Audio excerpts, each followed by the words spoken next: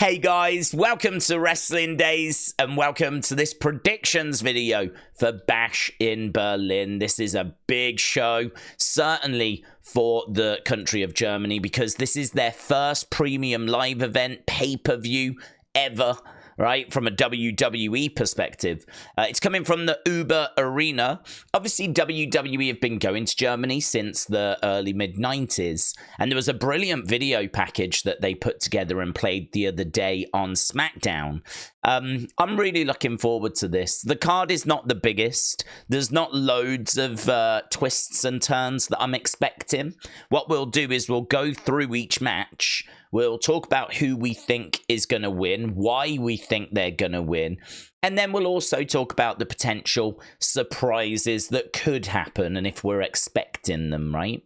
This is very much a B show, though. This is not SummerSlam. This is not WrestleMania. This is not Royal Rumble, but still a show that I think can provide plenty of entertainment. And part of that entertainment, of course, is the official theme, which is rat-a-tat-tat-tat-tat-tat-tat, which is Babymetal and Electric Cowboy, who I said during the stream looked like Wish's version, Timu's version of Daft Punk. So there we go. And this might be like Timu's version of Damage Control.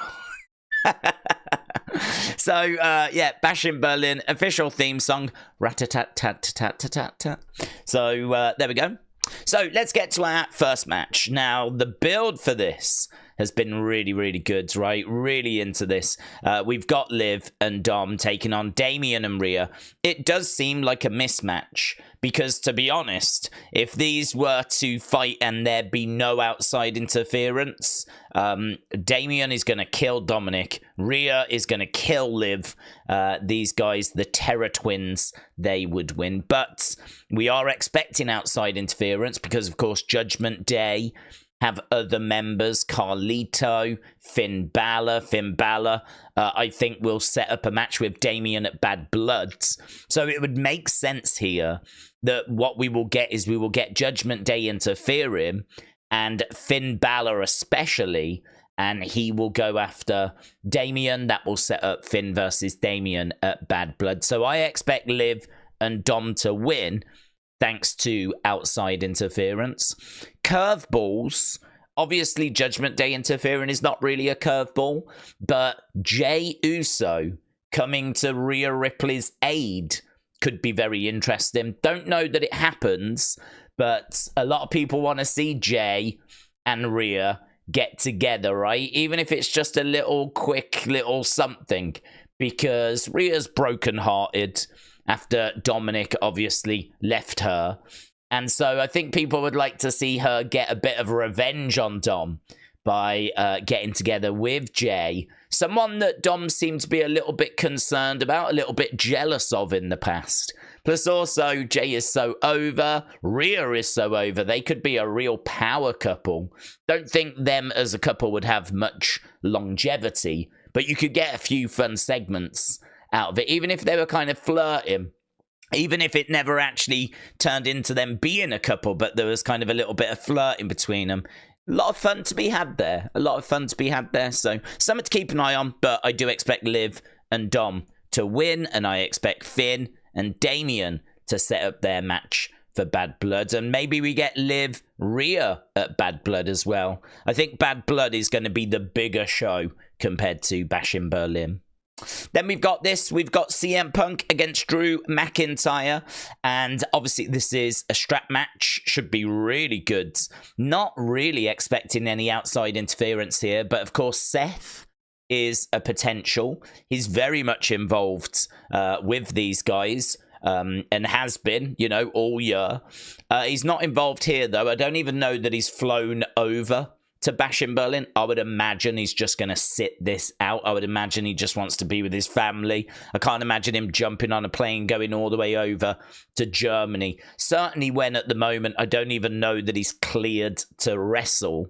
So, and I could see these two at Bad Blood. I could see this match setting up a Hell in a Cell or something like that. Like, at the moment it's 1-0 to Drew. I expect Punk to win this to make it 1-1, and then we go to the third match at Bad Blood. So I'm not expecting any outside interference here. I am expecting CM Punk to win. It is a strap match. I think this will be better than their SummerSlam match. I just hope we don't see the bracelet, right? The bracelet, I'm so over it. I mean, that bracelet is being treated better than some of the championships in WWE. That bracelet means more than the women's tag titles, right? So it means more than the Speed Championship. So, yeah, I don't need these two fighting over a bracelet. But the strap match should be good. It should be, I think, match-wise better than their SummerSlam match. And I expect CM Punk to get the win. Real outside long shots. AJ Lee getting involved to help Punk. We all want AJ Lee to get involved. Don't see it happening here. Give it a 0.0001% chance of happening. I really don't see it. If AJ Lee is going to come back to WWE, I don't think it'll be at Bash in Berlin.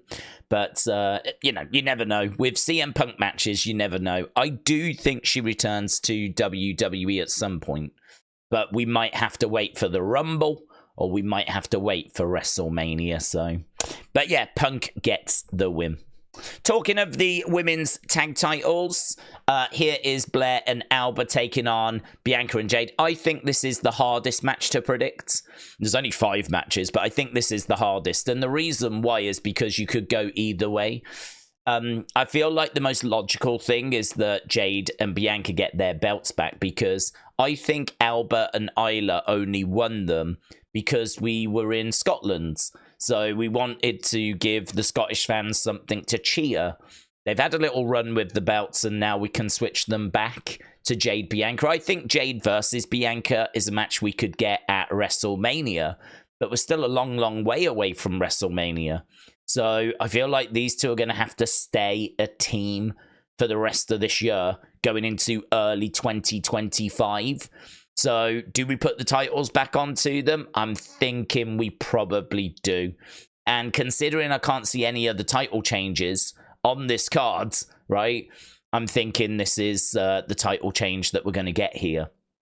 So I'm thinking new champions. There is a way, though, that these girls can keep those titles. I don't think they'll keep them clean, but of course, they have been partnering up with Blair Davenport. So Blair Davenport could make her presence felt. But I think if we see Blair Davenport, there's a real good chance we see Naomi equaling out the sides. Naomi has been teaming with Bianca and Jade. So, yeah, I'm going to say new champs.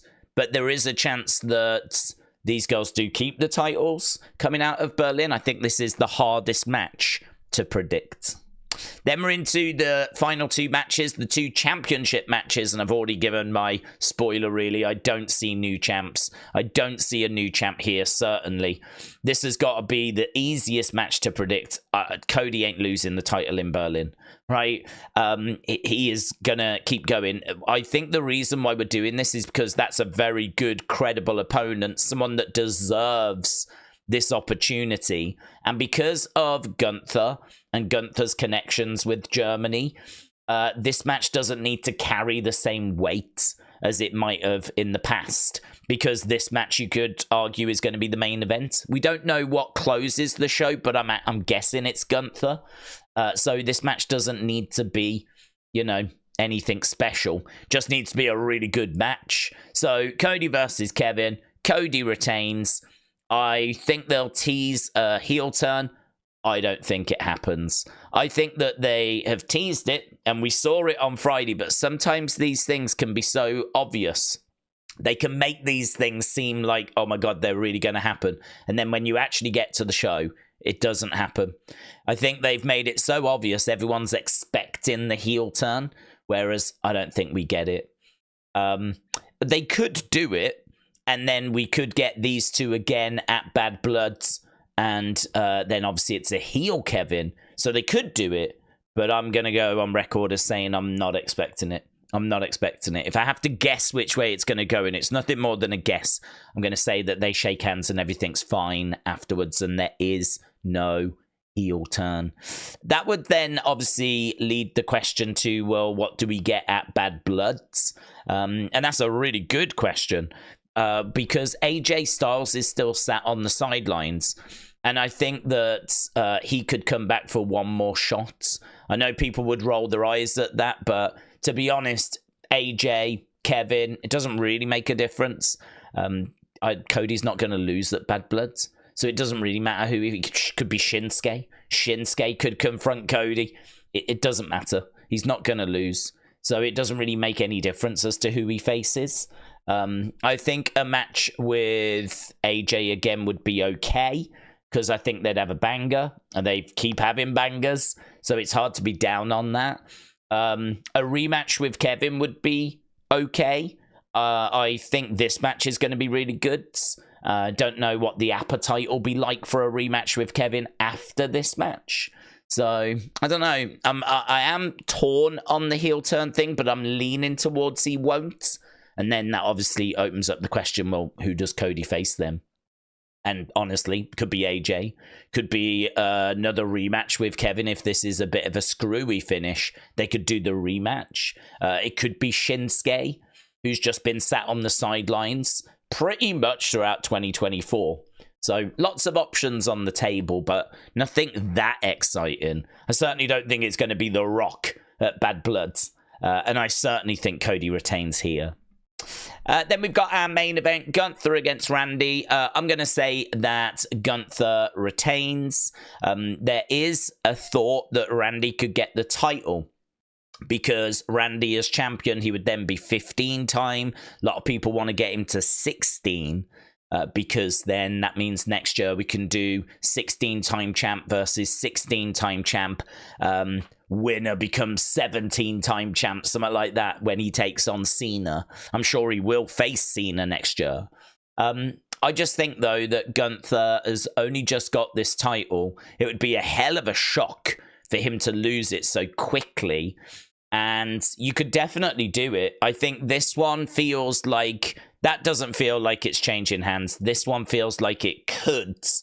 But again, if we're going to look at probability, I think the probability is that this is going to be a statement win for Gunther, because Gunther got past Randy before when he beat him at the King of the Ring finals. Now, I think this is where he really puts his marker down and really beats him.